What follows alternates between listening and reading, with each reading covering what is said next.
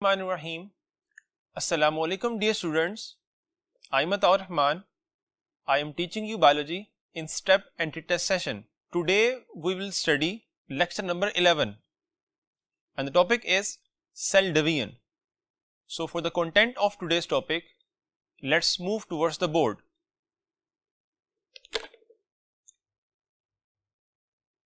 First content of today's topic is cell cycle. And within cell cycle, we discuss interphase, further subphases of interphase G1, S, G2 phase, and then mitotic phase, and last में cytokinesis, then detail of mitosis, and within mitosis, process of mitosis, and significance of mitosis. Mitosis के बाद जो second type है division की वो meiosis है. And within meiosis, we discuss process of meiosis and significance of meiosis. So first content is cell cycle. So to understand the cell cycle, हम एक question देखते हैं and question is cell cycle is a sequence of changes which involve alpha is period of growth, beta is replication of tissue, Charlie is period of no metabolism and delta is replication of organ. अब इन 4 option में एक option correct है and that is alpha कि cell cycle period of growth है. इसके अलावा और कौन से इवेंट है सेल साइकिल के कि सेल रेप्लिकेट करता है अपने डीएनए को, सेल साइज में ग्रो करता है और फिर डिवाइड कर जाता है. इन तमाम इवेंट्स को हम कोलेक्टिवली सेल साइकिल कहते हैं और इसको फर्दर फेजेस में डिवाइड किया जाता है. फर्स्ट फेज इंटरफेज है. सो सेल साइकिल की फेजेस को अंडरस्टैंड करने के लिए एक क्वेश्चन देखते हैं and the question is cell cycle comprises of how many phases. Alpha is 1, beta is 2, Charlie is 3, delta is 4 and the answer is 2.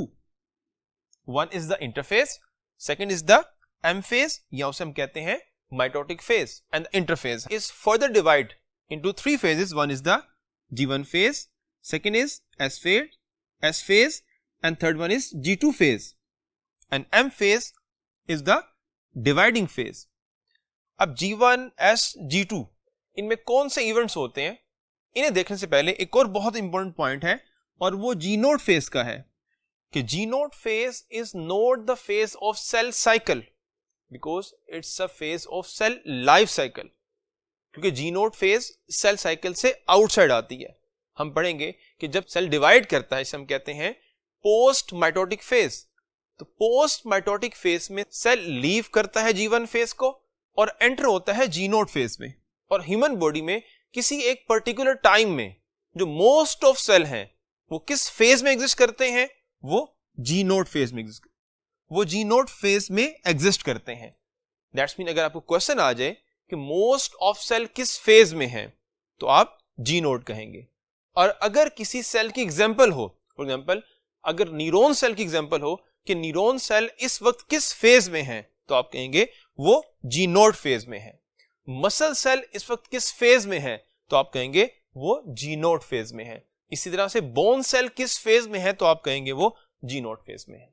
इसे फंक्शनल फेज ऑफ सेल भी कहा जाता है क्योंकि इसमें सेल नॉर्मली बॉडी में फंक्शन कर रहा होता है, डिवाइड की तरफ मूव नहीं करता.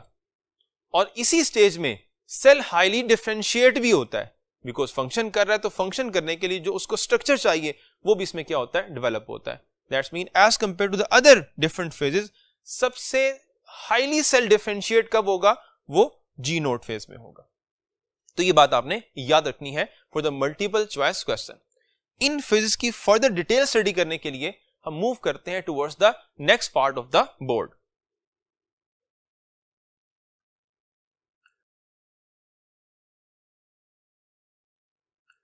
फर्दर डिस्कशन से पहले एक क्वेश्चन है, the period of cell cycle between blank consecutive division alpha 1, beta 2, Charlie 3 and delta 4.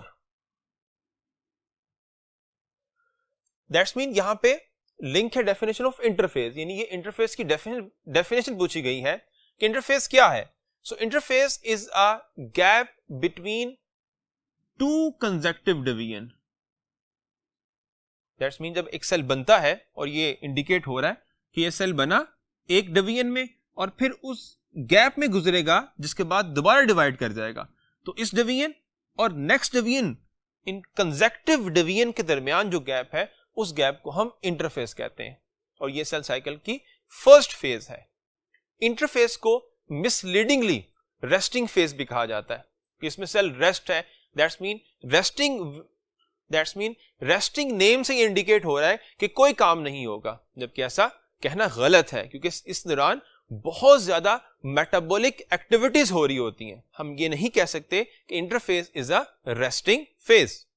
अब इंटरफेस के जो डिफरेंट इवेंट्स हैं उन्हें अंडरस्टैंड करने के लिए हर एक को सेपरेटली हम यहां पे डिस्कस करते हैं. First of all alpha G1 phase. इसके क्या पॉइंट्स होंगे? First one is it's a period of extensive metabolism.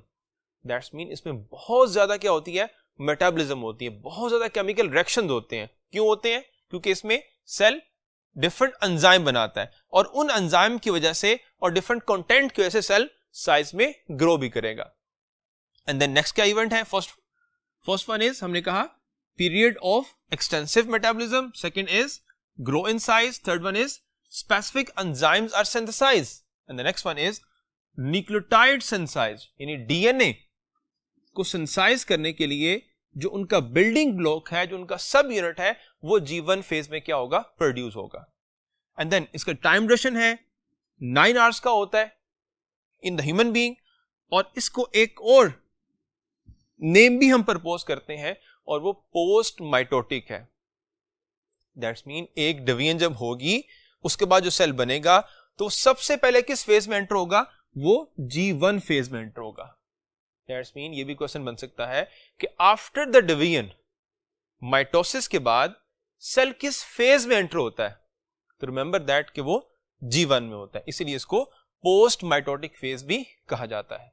अब यहां पे गौर करें, अगर आप, हमने हर पॉइंट को कन्वर्ट किया एक ऐसे पॉइंट में जिससे एमसीक्यू जनरेट हो सकता है.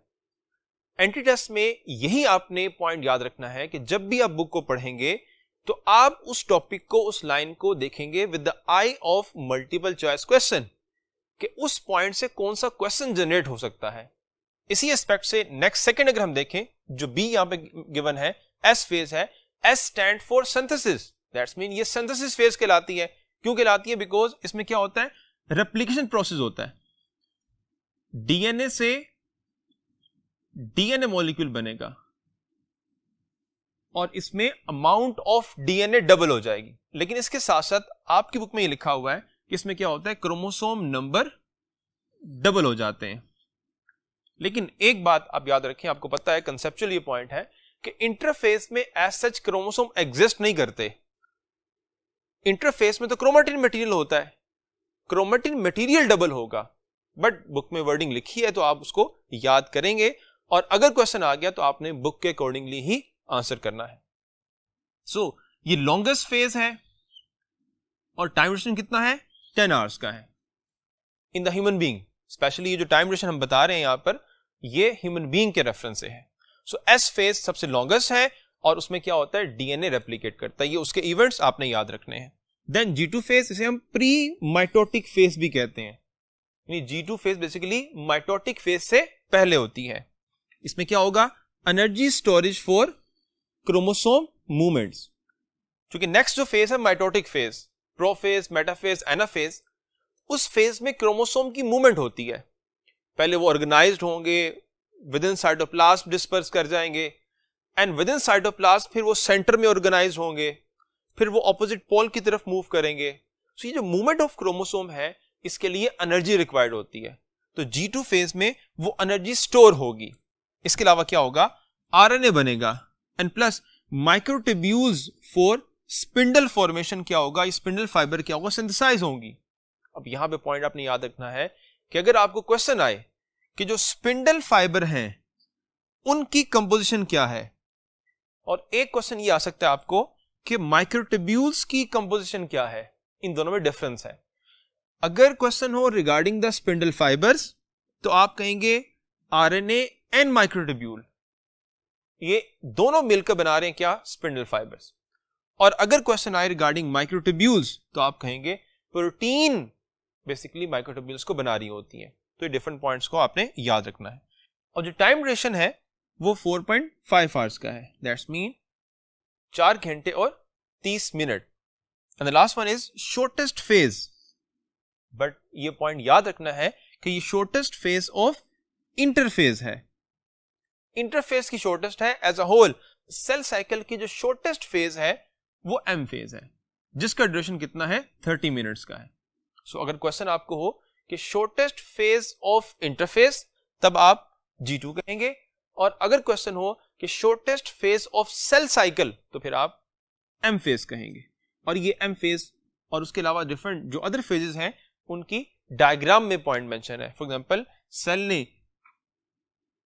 सेल बना थ्रू माइटोसिस, अब बनने के बाद एंटर हुआ G1, जिसको हमने कहा था ये पोस्ट माइटोटिक फेज है, और फिर सेल लीव करेगा इसको और कहां पे चला जाएगा, G0 फेज में चला जाएगा। इसलिए हमने कहा कि G0 phase is the functional phase और मोस्ट ऑफ सेल इसी में एग्जिस्ट करेंगे। और कुछ सेल तो ऐसे हैं कि जब वो G0 फेज में एंटर होते हैं तो through out the life of the human being और डिफरेंट और ऑर्गेनिज्म में, लेकिन यहां पे हम एग्जांपल कोट करेंगे ह्यूमन बीइंग की, वो G0 फेज में ही रहेंगे। फॉर एग्जांपल जो न्यूरॉन सेल है वो डिवाइड नहीं करते, वो एक दफा बने G0 फेज में एंटर हुए, डिफरेंशिएट हो गए, अब वो इसी में रहेंगे और इस वक्त भी इसमें है, आगे भी इसी में रहेंगे। इसके अलावा आई सेल है,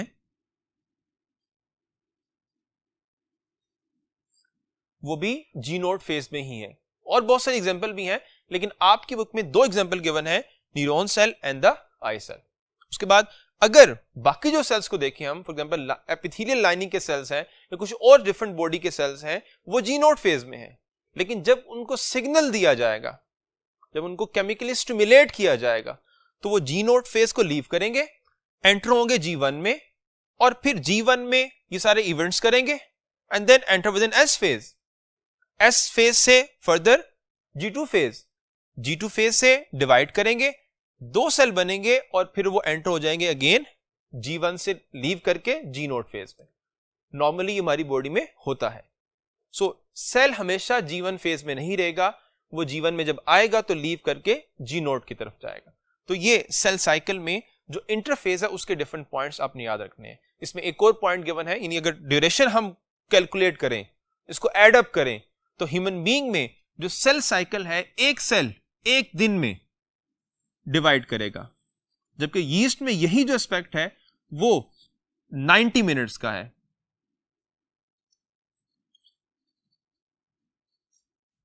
वन डे वो ह्यूमन सेल के रिगार्डिंग था, यीस्ट में 90 मिनट्स में ये सारे इवेंट्स जो है वो हो जाते हैं। तो इन तमाम पॉइंट्स को आपने याद रखना है, सो दैट क्वेश्चन आए तो आप उनको अटेम्प्ट कर सकें। इंटरफेस के बाद जो नेक्स्ट डिफरेंट फेजेस हैं सेल साइकिल की, उन्हें स्टडी करने के लिए हम मूव करते हैं towards the next part of the board.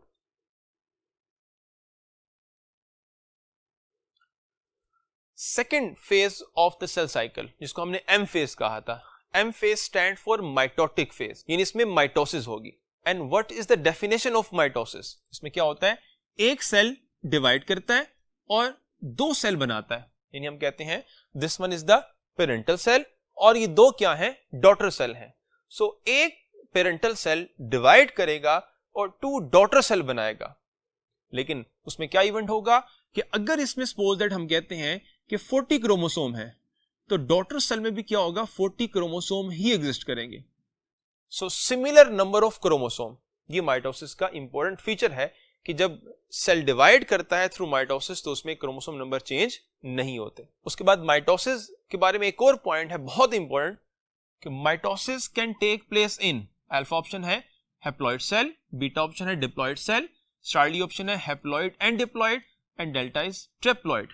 तो रिमेंबर दैट माइटोसिस के लिए कोई स्पेसिफिक कंडीशन रिक्वायर्ड नहीं है, कि माइटोसिस बाउंड नहीं है कि सेल मस्ट बी डिप्लॉइड और सेल मस्ट बी हैप्लॉइड, दोनों सेल में माइटोसिस हो सकती है। तो इसका आंसर होगा चार्ली, हैप्लॉइड सेल और डिप्लॉइड सेल। ट्रिप्लॉइड सेल इसलिए नहीं बिकॉज नॉर्मली डिफरेंट जो एग्जांपल्स हैं लिविंग थिंग्स में, नॉर्मल सेल ट्रिप्लॉइड नहीं होता मोस्ट ऑफ लाइफ में, एक्सेप्शंस हैं लेकिन मोस्ट ऑफ लाइफ की हम बात कर रहे हैं। अब इसमें अगर एग्जांपल देखें कि कौन सा डिप्लॉइड सेल है जिसमें माइटोसिस होती है और कौन सा हैप्लॉइड सेल है जिसमें माइटोसिस होती है। जर्मिनल एपिथेलियल सेल्स की इनिशियल स्टेजेस माइटोसिस की हैं, उसके अलावा बॉडी में जहां ग्रोथ हो रही है, जहां डेवलपमेंट हो रही है, वहां सारी की सारी क्या है, माइटोसिस है। ये डिप्लॉइड सेल की एग्जांपल है। हैप्लॉइड की एग्जांपल अगर हम देखें तो फंजाई हमने पढ़ा था कि मोस्ट ऑफ द टाइम में फंजाई अपने लाइफ में मोस्ट ऑफ टाइम में हैप्लॉइड रहती है। फंजाई डिप्लॉइड होती ही तब है जब उसमें सेक्सुअल रिप्रोडक्शन होती है। तो फंजाई के हाइफी कैसे डिवाइड करेंगे, फिर थ्रू माइटोसिस डिवाइड करेंगे।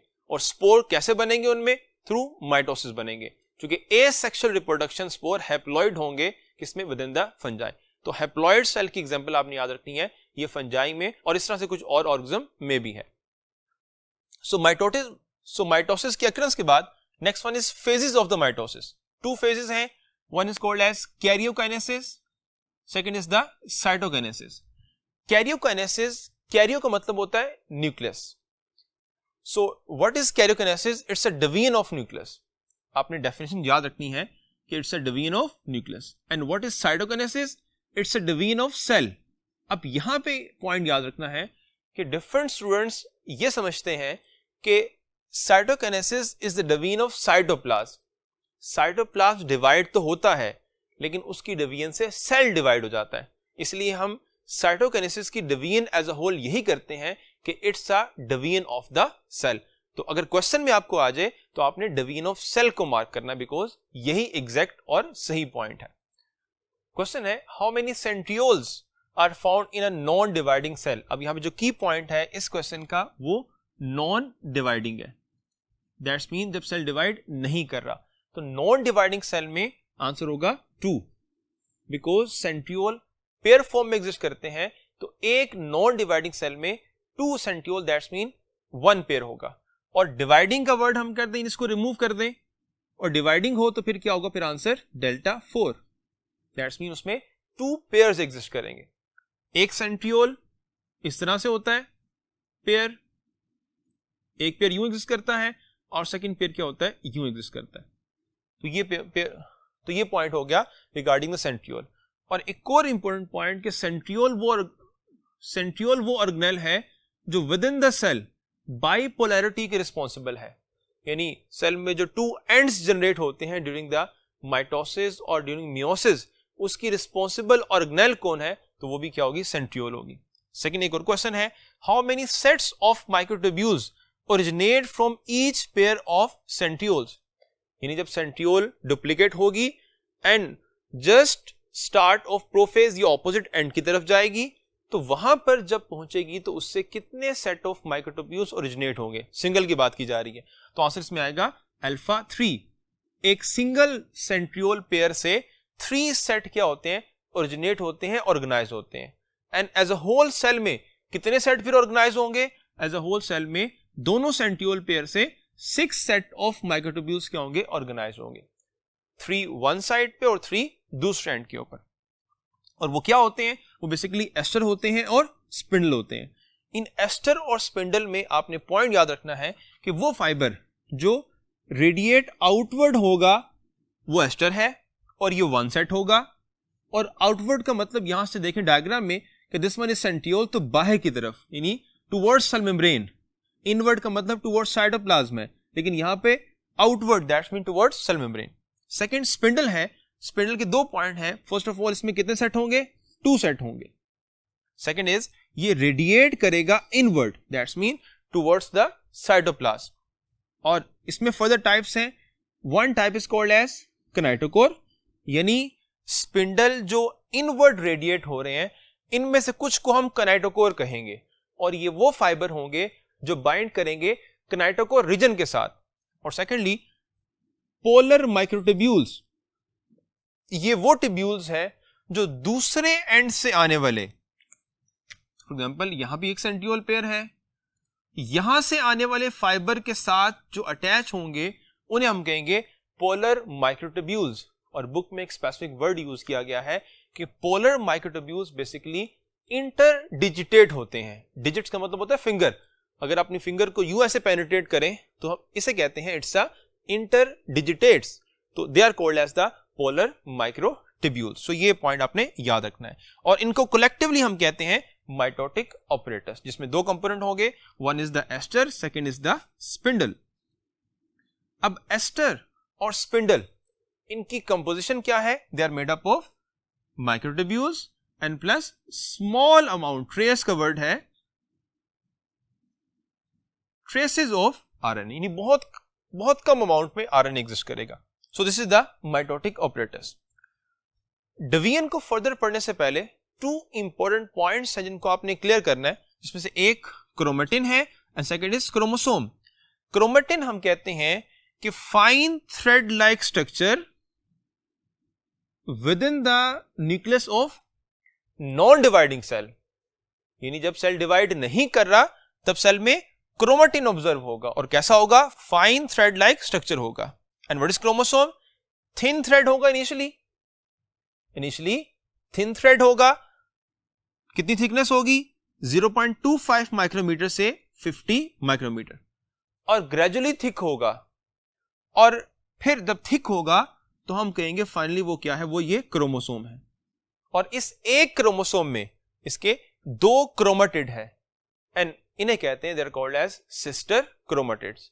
दैट्स मीन एक क्रोमोसोम के पास दो सिस्टर क्या होंगे? क्रोमेटिड जो है वो एग्जिस्ट करेंगे। सो डिफरेंस आपने याद रखना है कि क्रोमेटिन और क्रोमोसोम क्या होते हैं। इनके बाद फेजेस ऑफ माइटोसिस हैं, फेजेस ऑफ माइटोसिस, और उसमें फर्दर चूंकि कैरियोकाइनेसिस फर्स्ट है तो phases of karyokinesis, first one is prophase, second is metaphase, third one is anaphase and last one is the telophase.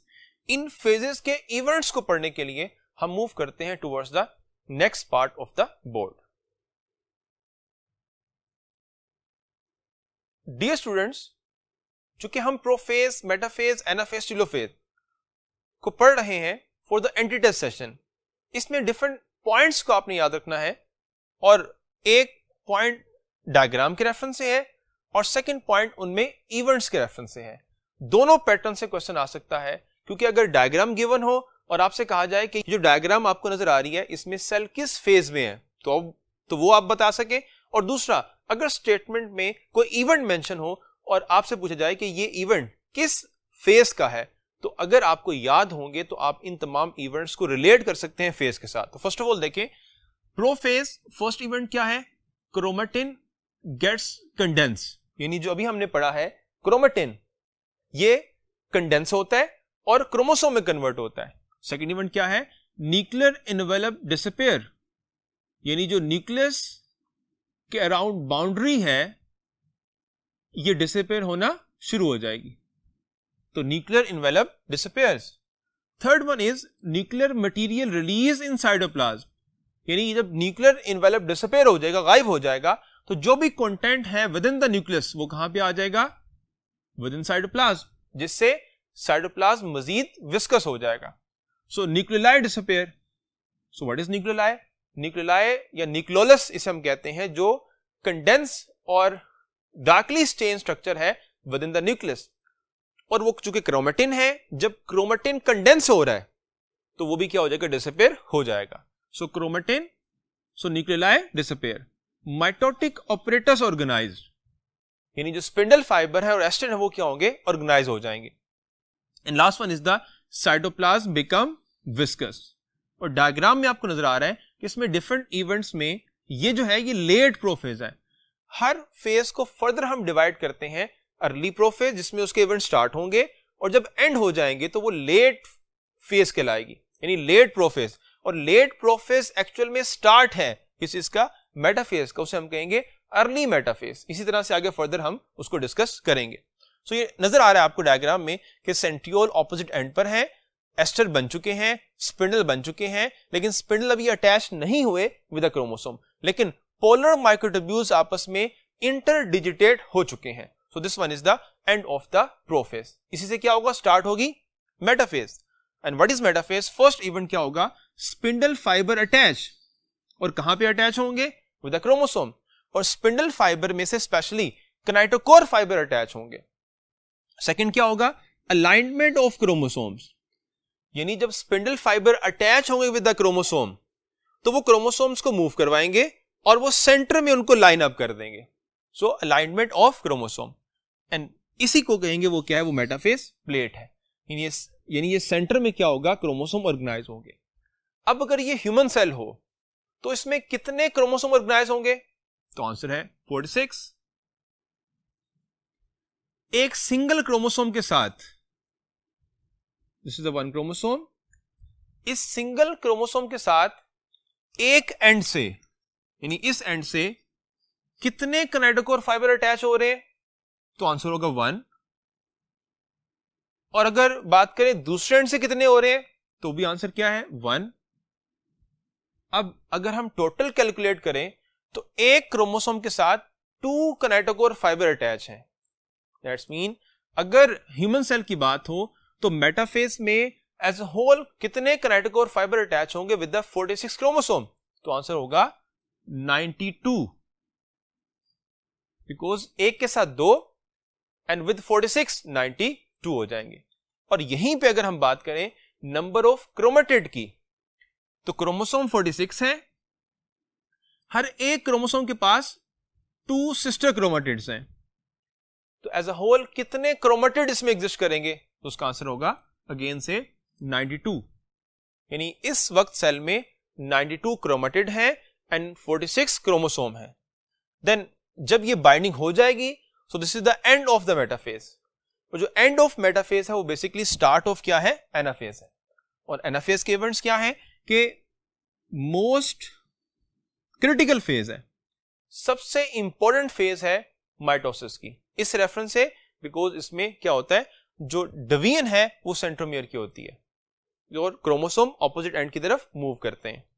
So second is the kinetochore fibre contract, और ये क्यों होता है, ताकि फोर्स अप्लाई की जाए कहां पर, किनेटोकोर रीजन के ऊपर, और उस फोर्स से क्या हो सके, क्रोमोसोम को डिवाइड किया जा सके। And last one is the polar microtubule elongate, यानी अगर यूं पोलर माइक्रोट्यूब्यूल्स है और साथ फाइबर भी अटैच है तो पोलर माइक्रोट्यूब्यूल इलोंगेट होंगे यूं, और जो किनेटोकोर फाइबर है वो कॉन्ट्रैक्ट करेंगे। इन दोनों में से जो बेसिक फोर्स होगी वो किनेटोकोर फाइबर के कॉन्ट्रैक्ट होने की होगी। पोलर माइक्रोट्यूब्यूल इनडायरेक्ट फोर्स लगा रहे हैं, क्योंकि जब वो अवे मूव करेंगे तो यहां से स्पिंडल भी अटैच है, तो इन पोल्स के अवे मूव करने से फाइबर्स के ऊपर भी अफेक्ट होगा। लेकिन जो बेसिक फोर्स है वो किनेटोकोर फाइबर के कॉन्ट्रैक्ट होने की है, जिससे क्या होगा कि जो सेंट्रोमियर है ये ब्रेक होगा और क्रोमोसोम क्या हो जाएंगे, दूसरे से अलग हो जाएंगे। हम यूं भी कहते हैं कि क्रोमेटिड अलग हो जाएंगे और वो ऑपोजिट एंड की तरफ मूव करना शुरू कर देंगे। So polar microtubules elongate and kinetochore fiber contract and chromatid move towards the opposite pole. जैसे ही chromatid opposite end की तरफ पहुंचेंगे, this is the end of anaphase, और जो end of anaphase है that is basically start of the telophase। और telophase के बारे में बहुत इंपॉर्टेंट पॉइंट है, it is just opposite to the prophase, यानी जो इवेंट हमने प्रोफेज के पढ़े थे ये उसके बिल्कुल ऑपोजिट है। इसमें क्या होगा, माइटोटिक ऑपरेटस डिसऑर्गेनाइज हो जाएगा, इसके अलावा न्यूक्लियर इन्वेलप दोबारा से ऑर्गेनाइज हो जाएगा, क्रोमोसोम डीकंडेंस हो जाएंगे और एक सेल में क्या होगा, 2 न्यूक्लियस बन जाएंगे। इसलिए हम कहते हैं कि this is just opposite to the prophase. So जैसे ही टेलोफेज के इवेंट एंड होंगे और एक सेल में 2 न्यूक्लियस बन जाएंगे, इससे क्या होगा, साइटोकाइनेसिस स्टार्ट हो जाएगी and cytokinesis is the division of cell. So to discuss cytokinesis हम मूव करते हैं towards the first part of the board.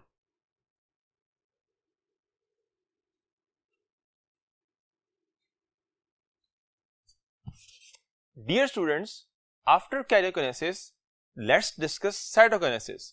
Cytokinesis is the division of cell, and to understand cytokinesis in plant and animal cell, let's discuss a question.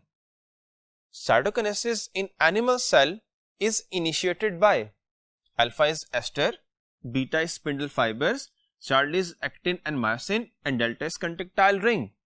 So इस question में जो first option given है aster, this is the right option, because animal cell में at the end of the telophase जो astral fibres हैं they send signal towards the cell membrane, तो इसलिए initiate by the aster. अब aster में आपने ये पॉइंट अंडरस्टैंड करना है कि एस्टर होते क्या है, बेसिकली सेंट्रियोल पेयर फॉर्म में और कुछ माइक्रोट्यूब्यूल्स इनसे आउटवर्ड रेडिएट्स होती हैं, इनको कलेक्टिवली हम एस्टर कहते हैं और इन फाइबर्स को हम एस्ट्रल फाइबर कहते हैं।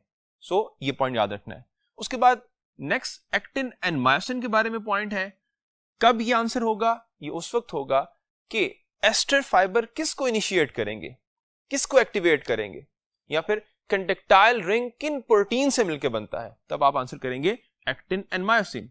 और एनिमल सेल साइटोकिनेसिस में जो क्लीवेज फोरस है वो कौन बनाएगा, तो फिर आंसर होगा delta contractile ring, because actin and myosin protein जब यहां एक्टिवेट होंगी तो ये इनसाइड मूव करेंगी मेम्ब्रेन, जिससे क्या होगा, क्लीवेज फोरस यहां बनेगी और फिर एनिमल सेल 2 में डिवाइड कर जाएगा। और उसमें एक बहुत इंपॉर्टेंट पॉइंट है, जो प्लांट और एनिमल सेल का डिफरेंस भी बनता है, क्योंकि एक टॉपिक आपका है एंटीटेस्ट का, प्लांट और एनिमल सेल में डिफरेंस। तो उसमें आपने याद रखना है कि एनिमल सेल में साइटोकिनेसिस में सेल शेप चेंज होगी। और सेकंड एक और डिफरेंस यहां पे हमने देखा कि एनिमल सेल में जो साइटोकिनेसिस है उसमें एस्टर फाइबर इन्वॉल्व है और उसमें एक्टिन मायोसिन प्रोटीन है और कंडक्टाइल रिंग है, जबकि ऐसा प्लांट सेल में नहीं होता। Second, to understand cytokinesis in the plant cell, question is in plant cell cytokinesis occurs with the help of alpha is Golgi apparatus, beta is phragmoplast, Charlie is contractile ring and delta is metaphase plate, and the right option is beta phragmoplast, because plant cell जब divide करता है after the telophase 2 cell में तो फ्रेगमोप्लास्ट से division होती है। और फ्रेगमोप्लास्ट किससे बनेगा? फ्रेगमोप्लास्ट स्मॉल वेजिकल से बनेगा, जिन वेजिकल्स को हम फ्रेगमोप्लास्ट वेजिकल्स कहते हैं। और ये वेजिकल्स किस ऑर्गेनेल से बनेगी, तो उसका आंसर क्या होगा? उसका आंसर है गोल्जी ऑपरेटस। दैट्स मीन अगर स्टेटमेंट में क्वेश्चन आपसे ये हो कि फ्रेगमोप्लास्ट की जो वेजिकल्स हैं वो किस ऑर्गेनेल से जनरेट होती हैं, तो आप कहेंगे गोल्जी ऑपरेटस। और ये भी क्वेश्चन आपको आ सकता है कि फ्रेगमोप्लास्ट वेजिकल्स गोल्जी ऑपरेटस के किस एंड से जनरेट होंगी, फॉर्मिंग फेज से या फिर मैच्योरिंग फेज से। तो ऑब्वियसली वी नो दैट कि जो वेजिकल्स सेल में वर्क करती हैं वो maturing phase of Golgi apparatus से डेवलप होंगी। Next one is we know that contractile ring जो होता है ये एनिमल सेल में होता है, प्लांट सेल में नहीं होता। और मेटाफेज प्लेट हम कहते हैं जो क्रोमोसोम जो है वो मेटाफेज में लाइन अप होते हैं सेल के सेंटर में, उसको मेटाफेज प्लेट कहा जाता है। अब यहां भी डिफरेंस है, प्लांट सेल में division with help of phragmoplast, और शेप के रेफरेंस से अगर हम देखें तो there is no change in shape, no change in shape. तो ये एक डिफरेंस हो गया between plant and animal cell. After the cytokinesis हम नेक्स्ट देखते हैं कि माइटोसिस का सिग्निफिकेंस क्या है, इसका बेनिफिट क्या है। और सिग्निफिकेंस में 2 डिफरेंट हमारे पास एस्पेक्ट हैं कि पहले हम नेगेटिव इंपैक्ट देखेंगे, यानी नेगेटिविटी क्या है माइटोसिस की, and then towards the positive effect of the mitosis. Negative effect में एक कंडीशन है, हम कहते हैं tumour. And what is tumour? Tumour is unwanted clone of cells, यानी ऐसे सेल्स बॉडी में बन जाएंगे जो अनवांटेड है। एक सेल है, इसमें सेल साइकिल की जो डिफरेंट प्रोटीन्स हैं जब वो डिस्टर्ब होंगी तो उसमें डिवीजन कंट्रोल में नहीं रहेगी, and as a result of this क्या होगा, एक हमारे पास क्लोन आएगा सेल्स का जो अनवांटेड है, बॉडी उसको रिक्वायर्ड नहीं करती लेकिन बन गया। इसे हम कहते हैं ये क्या, ये ट्यूमर है और ये माइटोसिस के रिजल्ट में बनेगा।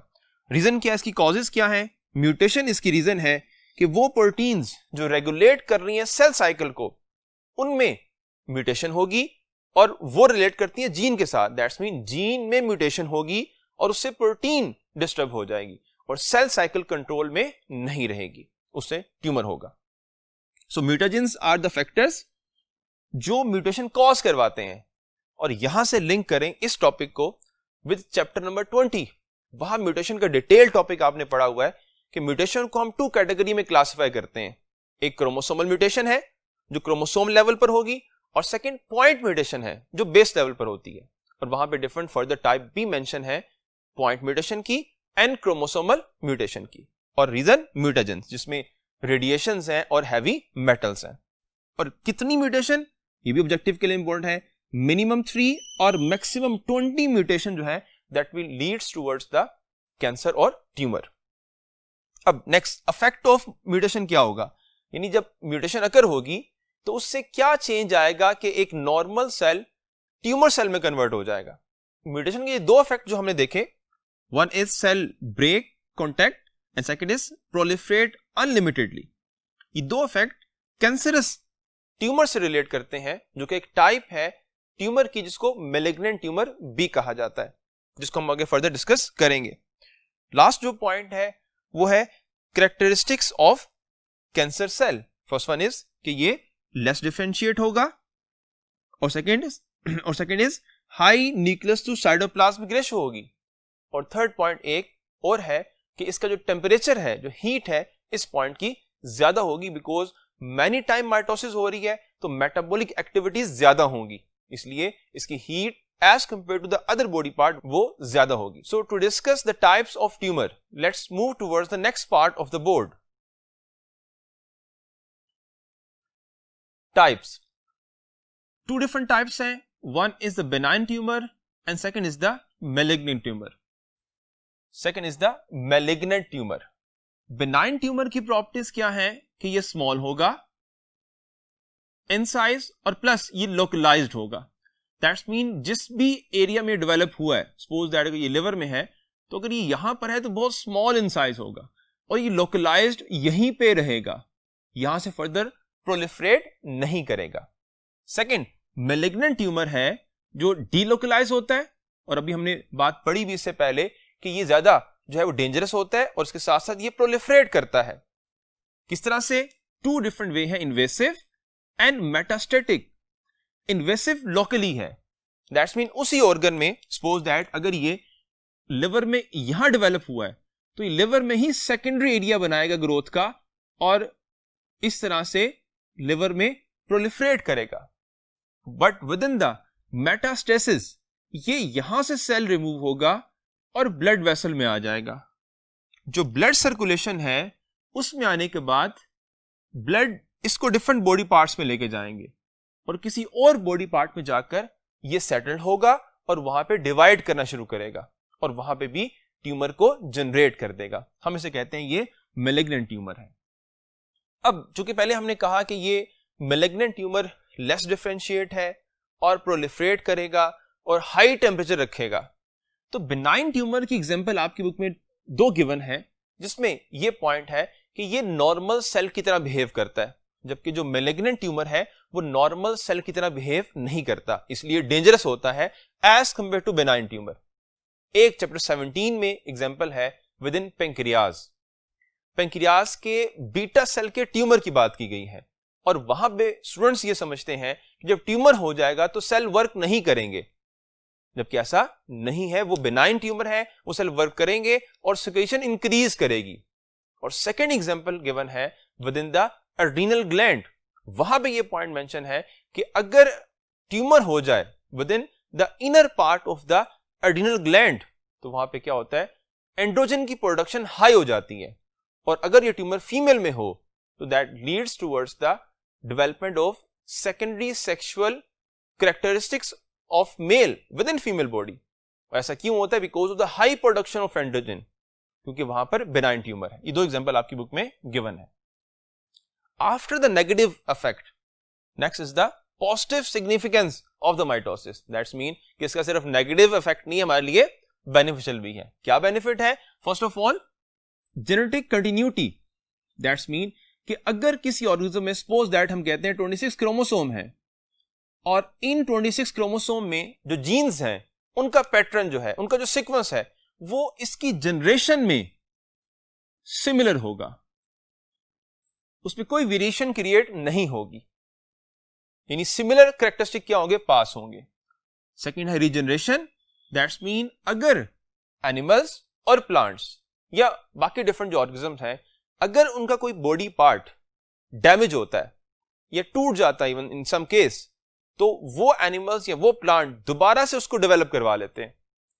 फॉर एग्जांपल ये पॉइंट भी आपने चैप्टर नंबर 19 में पढ़ा, कंप्लीट एक टॉपिक है रीजनरेशन का, और उसमें डिफरेंट एग्जांपल्स है एनिमल्स में कि एनिमल्स में कितनी और किस हद तक एबिलिटी है रीजनरेशन की।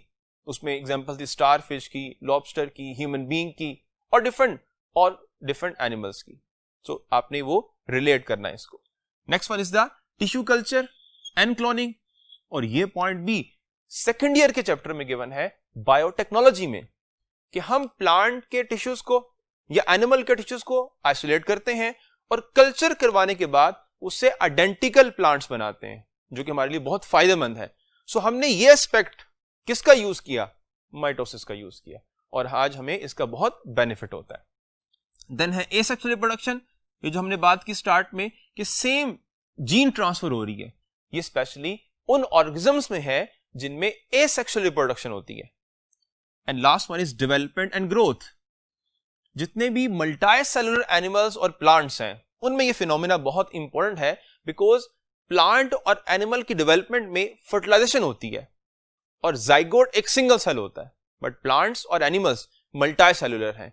तो हाउ इट इज पॉसिबल कि एक सिंगल जाइगोट जो कि वन सेल पे कंसिस्ट करता है, ये एक ऐसा प्लांट या एनिमल जनरेट करता है जिसमें मिलियंस ऑफ सेल हैं? तो ऑब्वियसली बिकॉज ऑफ माइटोसिस है। So these are the different significance of the mitosis. और माइटोसिस के लिए हमें पता है, हमने ये बात पहले कही है कि माइटोसिस डिप्लॉयड और हैप्लॉयड दोनों तरह के सेल में होगी, और तमाम इवन पार्ट्स में होगी, और इवन तमाम ऑर्गेनिजम्स में होगी। ये माइटोसिस का एक इंपॉर्टेंट पॉइंट है। Next one is meiosis. Meiosis को हम रिडक्शन डिवीजन भी कहते हैं, क्योंकि डेफिनेशन में क्या है कि एक पेरेंटल सेल है जो कि डिप्लॉयड है, और इसी से ही आप पॉइंट पिक कर लें और याद रखें कि मियोसिस के लिए कंडीशन है, और कंडीशन क्या है कि सेल डिप्लॉयड होगा तो मियोसिस होगी, अदरवाइज मियोसिस नहीं होगी। सो एक पेरेंटल सेल पहले मियोसिस 1 से प्रोसीड करेगा और 2 सेल बनाएगा, और उनमें जो क्रोमोसोम नंबर है as compare to parental cell वो हाफ हो जाएगी। देन मियोसिस 2 होगी और उससे फर्दर 4 सेल बन जाएंगे। यानी हम ये कहते हैं कि पेरेंटल सेल डिवाइड करेगा और 4 डॉटर सेल बनाएगा। इस टाइप ऑफ डिवीजन को हम मियोसिस कहते हैं। And students, I think so Apple वाले इससे बहुत इंप्रेस हुए, इसीलिए उन्होंने अपने कैमरा को कन्वर्ट किया एक पेरेंटल कैमरा से 4 में। बहरहाल ये एक डिफरेंट पॉइंट था। मियोसिस के और जो डिफरेंट एस्पेक्ट्स हैं उनके लिए देखें, अकरेंस कहां पे होती है? प्लांट्स और एनिमल्स दोनों में होगी, लेकिन डिफरेंस ये है कि प्लांट्स में स्पोर फॉर्मेशन में और एनिमल्स में गैमीट फॉर्मेशन में मियोसिस होगी। दैट्स मीन अगर प्लांट्स में गैमीट्स बनेंगे तो वो माइटोसिस से बनेंगे, मियोसिस से नहीं बनेंगे। अब स्टूडेंट्स, यह भी एक ऐसा पॉइंट है जिसको आपने अपनी बुक में एक और चैप्टर से रिलेट करना है, और वो भी मैंने आपसे कहा कि एनिमल्स में गैमीट फॉर्मेशन में मियोसिस होगी। लेकिन अगर आपको क्वेश्चन यहां पे आ जाए कि वो कौन से एनिमल्स हैं जिन एनिमल्स में गैमीट फॉर्मेशन में मियोसिस नहीं होती, तो अब याद करें वो कौन सा पॉइंट है।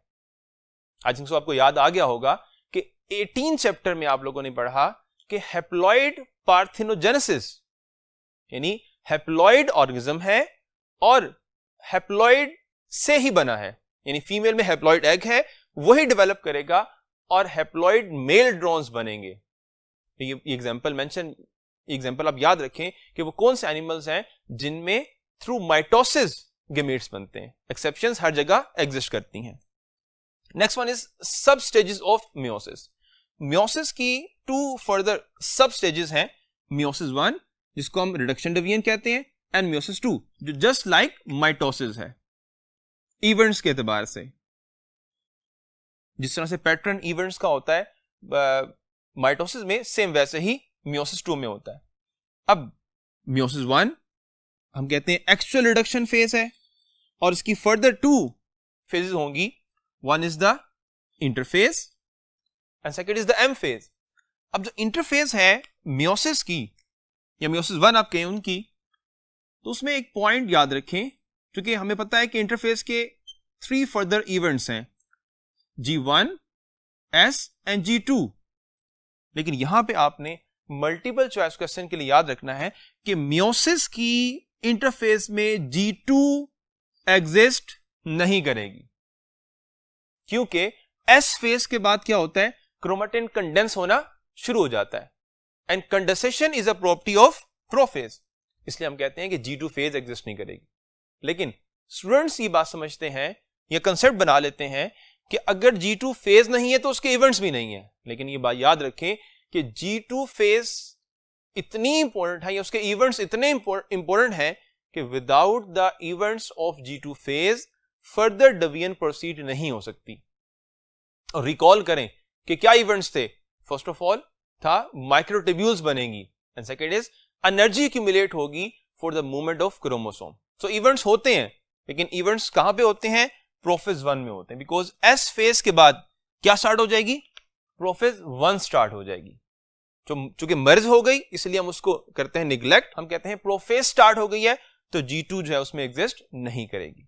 सो ये पॉइंट आपने याद रखना है।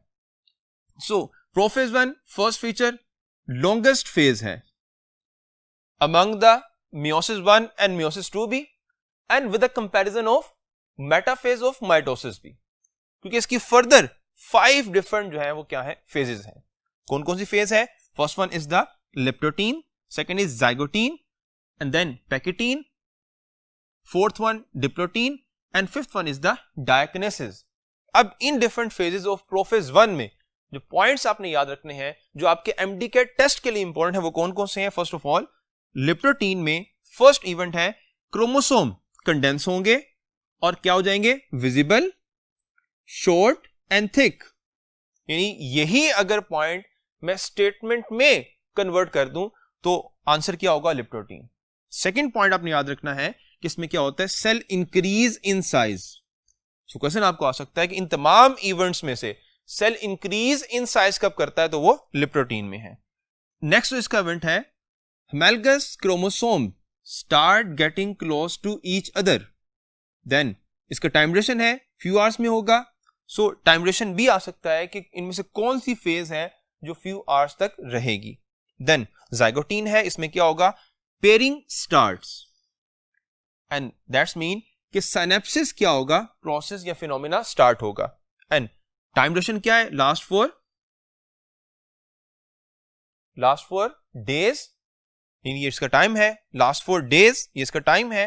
Then next one is pachytene, सबसे इंपॉर्टेंट फेज है किस इसकी, प्रोफेज 1 की। इसमें क्या होता है, first of all synapses completed यानी पूरी हो जाती है, उसमें क्या होगा, और more and more thick chromosome, यानी क्रोमोसोम पहले थिक होना शुरू हुए थे लेकिन इसमें मजीद क्या होंगे, वो थिक होंगे। यानी इसका मतलब है कि लेप्टोटीन में कंडेंसेशन खत्म नहीं होती, फर्दर आगे कंटिन्यू रहती है, लेकिन स्टार्ट बस यहां पर होती है। देन क्या है, क्यासमेटा फॉर्मेशन, दैट्स मीन कि जो क्रोमोसोम्स हैं आपस में जो अटैचमेंट करते हैं, सिनेप्सिस बनाते हैं, और वी नो दैट कि सिनेप्सिस बहुत ही स्पेसिफिक होती है, point to point, locus to locus, centromere to centromere, ये सारे पॉइंट आपने याद रखने हैं। एंड देन क्रॉसिंग ओवर, जो नॉन सिस्टर क्रोमेटिड्स हैं, फॉर एग्जांपल अगर ये एक क्रोमोसोम है and this one is its homologue, तो इसमें क्या होगा, this one and this one ये आपस में नॉन सिस्टर क्रोमेटिड्स हैं। सो नॉन सिस्टर क्रोमेटिड्स अपने पार्ट्स का एक्सचेंज करेंगे, this exchange is called as the crossing over. और इसका टाइम ड्यूरेशन क्या है, फॉर डेज, वीक्स और इवन ईयर्स। अब पैकेटीन को भी हम एक और पॉइंट से या चैप्टर से रिलेट करते हैं और वो चैप्टर नंबर 18 है। चैप्टर 18 में आप लोगों ने पढ़ा अबाउट द ओजेनेसिस, और आपने ये बात पढ़ी कि जो फीमेल है उसमें ओजेनेसिस का प्रोसेस स्टार्ट होगा बिफोर बर्थ और प्राइमरी ओसाइट बन जाएंगे। अब आप याद रखें, अगर क्वेश्चन आपको आ जाए कि प्राइमरी ओसाइट मियोसिस की किस फेज में है, तो वो प्रोफेज 1 में है। और अगर प्रोफेज 1 गिवन ना हो, ये तमाम फेजेस गिवन हो, तो फिर आंसर क्या होगा, फिर आंसर है पैकेटीन। यानी दैट्स मीन फीमेल में आफ्टर बर्थ प्रोफेज 1 किस फेज में है, पैकेटीन में। तभी ये कहा कि ये ईयर्स तक रहेगी, बहुत सालों तक रहेगी, क्योंकि एक फीमेल में बर्थ के बाद से लेकर प्यूबर्टी तक प्राइमरी ओसाइट प्रोफेज 1 की फेज में ही रहता है और वो प्रोफेज 1 की पैकेटीन होती है। तो ये पॉइंट आपने याद रखना है। देन डिप्लोटीन है, इसमें क्या होगा, क्रोमोसोम रिपेल, दैट्स मीन पहले वो क्लोज आए थे फिर वो अवे मूव करेंगे। एंड देन क्या होगा, इसमें एक और इवेंट है कि जो कंडेंसेशन है वो मैक्सिमम हो जाती है। क्वेश्चन ये है कि कंडेंसेशन मैक्सिमम कब होती है, तो आप बताएंगे कि वो विद इन द डिप्लोटीन है। डायकिनेसिस में क्या होगा कि जो न्यूक्लियोलाई है वो डिसअपीयर हो जाएगा, दैट्स मीन डायकिनेसिस में भी फर्दर कंडेंसेशन होगी। और इसमें क्या होगा कि जो हेमैलगस क्रोमोसोम है, अब ये वर्ड आप याद रखें, नॉर्मली हम होमोलोगस का वर्ड यूज करते हैं, बट एक्चुअल ये जो टर्म है वो हेमैलगस है। इसलिए अगर मैं हेमैलगस बोल रहा हूं तो आपने ये नहीं कहना कि सर कोई नई जुबान बोल रहे हैं या चाइनीज बोल रहे हैं, ऐसा हरगिज नहीं है। अच्छा, इसमें पॉइंट जो आपने इंपॉर्टेंट याद रखना है और इसको रिप्रेजेंट भी आप कर सकते हैं, एक बहुत कॉमन आजकल जो है इवेंट है कि जब कोई पिक्चर बनानी है तो लोग इस तरह की एक फिगर बनाते हैं, बट अगर इसको रिलेट करें इन इवेंट के साथ तो भी हमने कहा कि स्टार्ट में क्या होगा, होमोलोगस क्रोमोसोम जो है वो क्लोज आएंगे, पहले क्लोज आएंगे, फिर आपस में अटैच हो जाएंगे, point to point, locus to locus, फिर कियास्मेटा फॉर्मेशन, फिर ओवरलैपिंग, और फिर स्टार्ट मूविंग अवे, और जो लास्ट फेज है डायकिनेसिस उसमें मैक्सिमम अवे मूव कर जाएंगे। बट कुछ पॉइंट्स पर या टिप पे, एंड पे क्या होंगे, वो भी अटैच होंगे, बिल्कुल ही सेपरेट नहीं हो जाएंगे। और ये बात भी याद रखें कि इसमें एक और टाइप का क्वेश्चन आ सकता है और वो डायग्राम बेस है, क्योंकि लिप्टोटीन की डायग्राम आपको नजर आ रही होगी, ऊपर मेंशन है एग्जैक्ट बुक वाली, वो आपने याद रखनी है, बिकॉज क्वेश्चन में अगर वो डायग्राम आ जाए और क्वेश्चन आपको ये हो कि ये डायग्राम किस इवेंट को इंडिकेट कर रही है। देन जाइगोटीन की भी डायग्राम इंडिकेट है, वो भी आपने याद रखनी है। देन पैकेटीन की diagram, then diplotene, and last one is the diakinesis. So इनकी डिफरेंट जो डायग्राम है वो भी, और इन पॉइंट्स को भी आपने याद रखना है, सो दैट अगर आपको क्वेश्चन आ जाए तो आप इजीली इनको सोल्व कर सकें। सो प्रोफेज 1 ऑफ मियोसिस के बाद, जो कि सबसे इंपॉर्टेंट और प्रोलॉन्ग फेज थी, हम फर्दर डिटेल हम स्टडी करते हैं remaining phases of the meiosis की। उसके लिए हम मूव करते हैं towards the next part of the board. So dear students, meiosis 1 के बाद next one is the metaphase 1। So what are the events of metaphase 1? First of all, nuclear membrane disappear, beta is spindle originate and delta is bivalent यहां बनेंगे। अब इन event से अगर आप comparison करें और पॉइंट्स को याद रखें मेटाफेज ऑफ माइटोसिस से, कि मेटाफेज ऑफ माइटोसिस में दो इवेंट्स हुए थे, स्पिंडल फाइबर बाइंड हुए थे विद द क्रोमोसोम और सेल के सेंटर में क्रोमोसोम ओरिजिनेट हुए थे। लेकिन यहां पे क्या इवेंट्स हैं, यहां पे न्यूक्लियर मेम्ब्रेन डिसअपीयर हो रही है, दैट्स मीन जो माइटोसिस का प्रोफेज का इवेंट है वो मियोसिस में मेटाफेज में हो रहा है। ये दोनों इवेंट यानी nuclear membrane disappear and spindle originate, क्योंकि जो माइटोसिस है उसकी प्रोफेज में ये इवेंट होते हैं, लेकिन एक इसका अपना इवेंट है और वो क्या है कि क्रोमोसोम सेंटर में क्या हो जाएंगे, लाइन अप हो जाएंगे। सो ये मेटाफेज है। कंपैरिजन में एक और पॉइंट क्लियर होगा कि मेटाफेज ऑफ माइटोसिस में एक सिंगल क्रोमोसोम सेंटर पे लाइन अप हुआ था और हमने ये बात कही थी इसके साथ एक एंड से एक किनेटोकोर फाइबर आएगा और दूसरे एंड से सेकंड, यानी मेटाफेज ऑफ माइटोसिस में एक क्रोमोसोम के साथ दो किनेटोकोर फाइबर अटैच होंगे। But with in metaphase 1 of meiosis, इसमें चूंकि हेमैलगस क्रोमोसोम है तो इसमें एक क्रोमोसोम के साथ एक एंड से ही और एक ही फाइबर अटैच होगा, दो फाइबर अटैच नहीं होंगे। अगर कंपैरिजन करें नंबर ऑफ क्रोमोसोम का तो मेटाफेज ऑफ माइटोसिस में कितने क्रोमोसोम थे, 46, एंड हाउ मेनी क्रोमेटिड, 92। सो इस रेफरेंस से सिमिलरिटी है कि यहां भी 46 क्रोमोसोम्स ही हैं और 92 क्रोमेटिड ही एग्जिस्ट करते हैं, लेकिन डिफरेंस कि यहां पे सिंगल क्रोमोसोम और यहां पे पेयर है, और इस पेयर को हम बाइवेलेंट कहते हैं।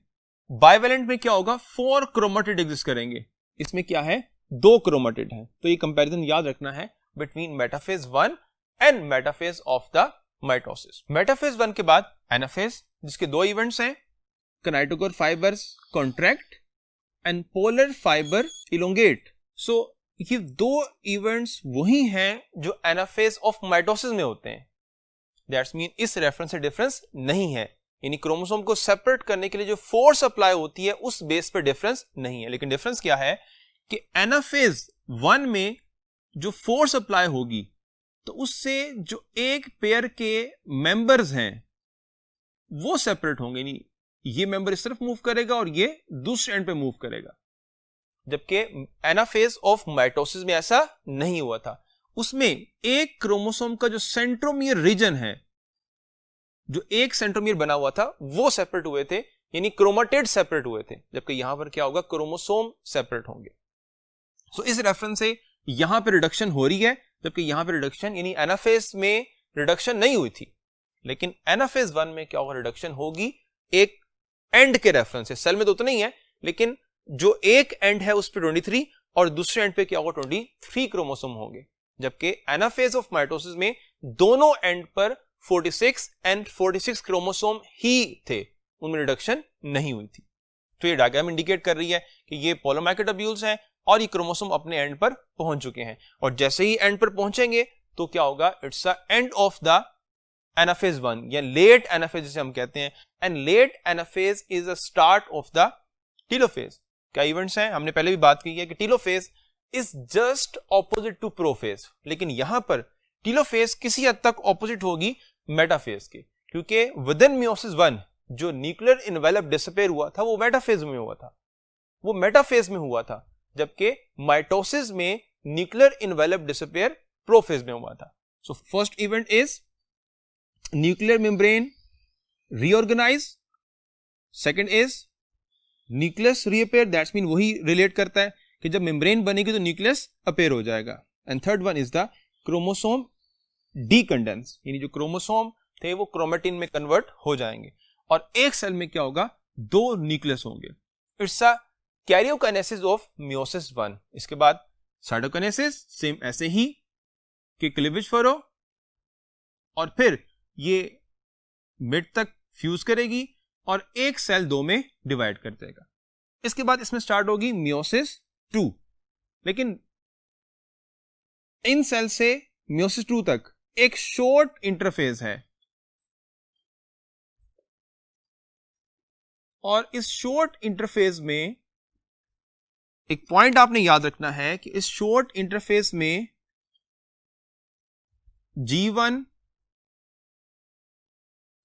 G1 phase, S and G2। G1 phase होगी, G2 भी होगी, लेकिन S फेज एग्जिस्ट नहीं करेगी।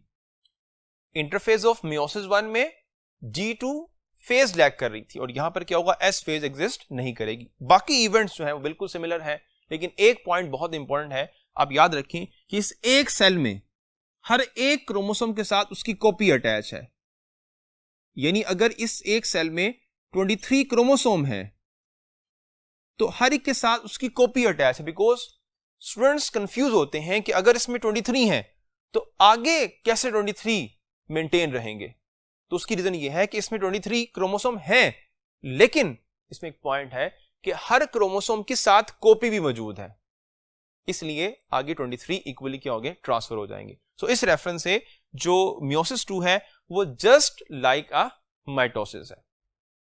अब मियोसिस 1 और मियोसिस 2 कंपैरिजन में एक पॉइंट बहुत इंपॉर्टेंट है जो मल्टीपल चॉइस क्वेश्चन के लिए है कि मियोसिस 1 में कहीं पे सेंट्रोमियर ब्रेक नहीं कर रहा, लेकिन मियोसिस 2 में क्या होगा, सेंट्रोमियर ब्रेक करेगा, बिकॉज यहां पे क्रोमाटिड सेपरेट होंगे, जबकि यहां पर क्या था, जो हेमैलगस क्रोमोसोम थे वो सेपरेट हुए थे। अब इसी एस्पेक्ट से एक और पॉइंट है कि मेल, ह्यूमन मेल और फीमेल में जो पेयरिंग है उसका डिफरेंस है, और ये डिफरेंस लिंक करता है चैप्टर नंबर 22 के साथ। चैप्टर 22 में आप लोगों ने पढ़ा ह्यूमन बीइंग में जो क्रोमोसोम है उनको आप कैटेगराइज करते हैं ऑटोसोमल क्रोमोसोम में एंड सेक्स क्रोमोसोम में, और ये सेक्स क्रोमोसोम फीमेल में XNX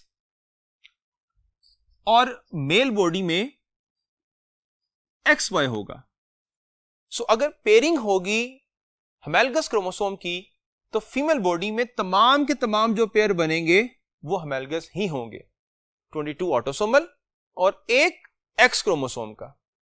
जबकि मेल बॉडी में जब पेयरिंग होगी तो इसमें 22 जो क्रोमोसोम है वो ऑटोसोमल की पेयरिंग बनेगी, और 23rd की जो पेयरिंग बनेगी वो जो पेयर है 23rd वाला वो हेमोलॉगस 100% नहीं है, उसे हम एनालगस कहते हैं, यानी वो मॉर्फोजेनेटिकली सिमिलर नहीं है। सो इस एस्पेक्ट से आपने याद रखना है। So next one is the importance of meiosis. क्या इंपॉर्टेंस है? फर्स्ट ऑफ ऑल इससे क्रॉसिंग ओवर होगी। प्रोफेज 1 में जो क्रॉसिंग ओवर है that result in a recombination, reshuffling of gene होगी, उससे न्यू कॉम्बिनेशन बनेगा, और वो न्यू कॉम्बिनेशन प्लांट्स और एनिमल्स और बाकी ऑर्गेनिजम्स को वेरिएशन प्रोवाइड करेगा, जिससे इन्वायरमेंट को अडेप्ट करने में हेल्प मिलेगी। सो क्रॉसिंग ओवर हम कहते भी हैं कि रॉ मटेरियल है for evolution. Then random assortment है, यानी 2 फैक्टर आप कह सकते हैं रिकॉम्बिनेशन क्रिएट करेंगे, एक क्रॉसिंग ओवर है और and second after crossing over random assortment है। दोनों से क्या होगा? वेरिएशंस क्रिएट होंगी। And then next is gametogenesis and sporogenesis. ये बात हमने पहले की है कि एनिमल्स में गैमीट फॉर्मेशन में और प्लांट्स में स्पोर फॉर्मेशन में क्या होता है? मियोसिस हो रही होती है। And third point is meiosis की मदद से हमें हेल्प मिलती है कि मेंटेनेंस ऑफ क्रोमोसोम नंबर है in different plants and animals, और उन ऑर्गेनिजम्स में जिनमें सेक्सुअल रिप्रोडक्शन है। मेंटेनेंस के रेफरेंस से माइटोसिस भी कंट्रीब्यूट करती है, बिकॉज हमने पहले बात की थी कि 26 ये मेंटेन रहेंगे नंबर, लेकिन एक डिफरेंस है कि माइटोसिस मेंटेन करती है नंबर ऑफ क्रोमोसोम को विदाउट एनी चेंज, जबकि मियोसिस मेंटेन करेगी नंबर ऑफ क्रोमोसोम को with change. So this is the end of the meiosis. Meiosis के बाद एज अ होल माइटोसिस और मियोसिस की डिफरेंट फेजेस में कंपैरिजन, सो दैट जो क्वेश्चन आपको डिफरेंट आए आप उनको सॉल्व कर सकें, उसके लिए हम मूव करते हैं towards the next part of the board. So mitosis versus meiosis, features क्या हैं? First of all across mitosis दोनों सेल में होगी, haploid and diploid, but meiosis के लिए कंडीशन है कि सेल हमेशा क्या होगा? सेल डिप्लॉइड होगा तो मियोसिस होगी, अदरवाइज मियोसिस नहीं होगी। डिवीजन, माइटोसिस में सेल एक दफा ही डिवाइड करता है और वो डिवाइड करके 2 सेल बना देगा, जबकि मियोसिस में डिवीजन 2 टाइम होती है। पहले एक इनिशियल सेल डिवाइड करेगा और 2 सेल बनेंगे, और वो फर्दर डिवाइड करेंगे 2 सेल में, यानी इसमें डिवीजन 2 टाइम होगी मियोसिस में, पहले मियोसिस 1 और उसके बाद मियोसिस 2। और ये बात भी आप लोगों ने डिटेल में पढ़ी है विद इन चैप्टर नंबर 18, जिसमें 2 प्रोसेस आप लोगों ने पढ़े हैं जो आपके एंटीडा सिलेबस में भी हैं, और वो है spermatogenesis and oogenesis। Daughter cell, mitosis में एक सेल से 2 डॉटर सेल बनते हैं, जबकि मियोसिस में एक, यहां हमने कहा भी कि एक पेरेंटल सेल से आगे फर्दर 4 डॉटर सेल जनरेट होंगे। लेकिन क्या होगा? कंपैरेटिवली जो नंबर ऑफ क्रोमोसोम है वो हाफ हो जाएंगे। पेरेंट सेल यहां दैट्स मीन किन सेल्स में होती है? तो सोमैटिक सेल में होती है माइटोसिस, जबकि जो मियोसिस है वो होती है रिप्रोडक्टिव सेल में। लेकिन यह बात भी आप लोगों ने चैप्टर 18 में पढ़ी है कि वो सेल जो गैमीट बना रहे होते हैं इनिशियली उनमें भी माइटोसिस ही होती है। Just like germinal epithelial cell divide and give rise to spermatogonia, यहां माइटोसिस है। Same as within the oogenesis कि जो जर्मिनल एपिथेलियल सेल है वो डिवाइड करेगा and give rise to the oogonia, वो भी माइटोसिस से ही है। oogonia undergo mitosis and give rise to primary oocyte, तो वहां भी इनिशियली माइटोसिस ही है। वेरिएशन, माइटोसिस में कोई वेरिएशन नहीं आती, जबकि मियोसिस में रीशफलिंग ऑफ जीन है, इसलिए यहां पर क्या होगा? डिफरेंट जेनेटिक वेरिएशन आएंगी जो कि ऑर्गेनिज्म को बेटर एंड बेटर कर सकती हैं, और हो सकता है कि म्यूटेशन बेटर ना भी हो, बिकॉज म्यूटेशन के चांसेस या वेरिएशन की पॉसिबिलिटीज दोनों ही हैं। एंड देन फेजेस में कंपैरिजन है, prophase 1 and prophase of mitosis. Prophase 1 prolong phase है, जबकि prophase of mitosis short phase है। प्रोफेज 1 में बाइवेलेंट बनते हैं, और एक जो बाइवेलेंट होता है उसमें 4 क्रोमेटिड होंगे, जबकि माइटोसिस की प्रोफेज में कोई बाइवेलेंट नहीं है, 0 बाइवेलेंट। G2 प्रोफेज 1 की इंटरफेज में लैग करती है, जबकि प्रोफेज ऑफ माइटोसिस में G2 फेज एग्जिस्ट करती है। इस तरह से अगर कंपैरिजन करेंगे सेकेंड इंटरफेज ऑफ मियोसिस की, तो वहां पे G2 की जगह पर क्या लैग करेगी, S फेज लैग करेगी। एंड लास्ट पॉइंट इज कि जो प्रोफेज 1 है इसकी 5 डिफरेंट सब स्टेजेस हैं जो भी हमने डिस्कस भी की हैं, जबकि प्रोफेज ऑफ माइटोसिस इसमें फर्दर आगे कोई भी सब स्टेज एग्जिस्ट नहीं करती। सो जैसे हमने कंपैरिजन किया between prophase 1 and prophase of mitosis का, सेम ऐसे ही कंपैरिजन है between metaphase of mitosis and metaphase 1, anaphase of mitosis with anaphase 1, and then telophase and telophase of metaphase and telophase of meiosis 1, and then meiosis 2 का comparison with the mitosis. उसमें similarity है number of chromosome के reference से और बाकी events के reference से, इसलिए हमने कहा कि meiosis 2 is just like the mitosis. So with this point आज का लेक्चर हमारा जो है वो एंड होता है। उम्मीद है आपको तमाम पॉइंट्स क्लियर होंगे और आप इनको याद रखेंगे। अल्लाह हाफिज।